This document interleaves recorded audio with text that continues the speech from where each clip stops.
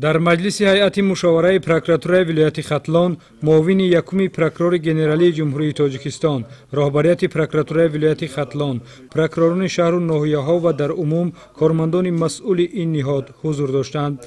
وابسته به مسئله یکم روزنامه جلسه، جنبسته فعالیت مقامات پروکراتورای ولایت ختلان در دوره 6 ماه اول سال 2024 و معین نمودن وظیفه‌های من بعده بهر تامین ولایت قانون، تحکیم قانونیت و ترتیبات حقوقی، پروکرور ولایت ختلان برآمد نموده از جمله ابراز داشت که در 6 ماه سال جاری سطح جنایتکاری تمایل بالاروی دارد. در این دوره 2792 جنایت به قید گرفته شده است که نسبت به همین دوره سال گذشته 171 جنایت زیاد بوده. بیش از 82% جنایت ها آشکار شدند. از نتیجه 99 سنجش در سمت استفاده زمین 4030 قانون ویرانکنی آشکار گردیده، 2077 نفر به جوابگری مادی، انتظامی و مأموری کشیده شدند.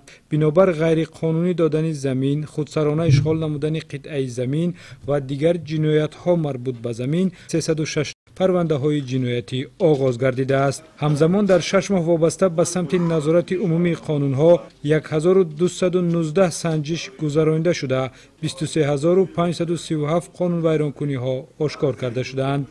در جلسه کاری همزمان حالت اجرای فرمان پروکرور گنرالی جمهوری تاجیکستان تحت رقم 30 از 15 فوریه سال 2016 درباره پرزور نمودن نظارت پروکروری عاید بر رعایت حقوق و آزادی های انسان و شهروند در جریان پیشبرد تحقیق، تفتیش پیشکی و به عمل برآوردن عدالت سودی مورد تحلیل و بررسی قرار داده شد.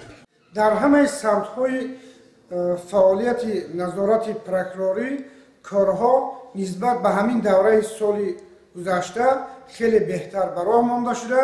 ولایت قانون در قلمرو ولایت ختلان به نظام درآورده شده است.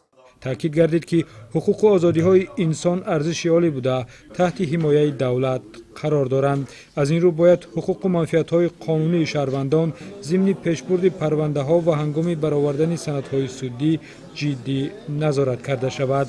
در عموم مسئولان وظیفه‌دار کرده شدند که رعایت قانون ها را تحت نظارت قرار داده، من بعد جهت پیشگیری از حقوق ویرانکنی و جنایت ها و بررسی سریع مراجعت شخصان واقعی و حقوقی تلاش کنند تا ولایت قانون، تحکیم قانونیت و ترتیبات حقوقی تامین باشد.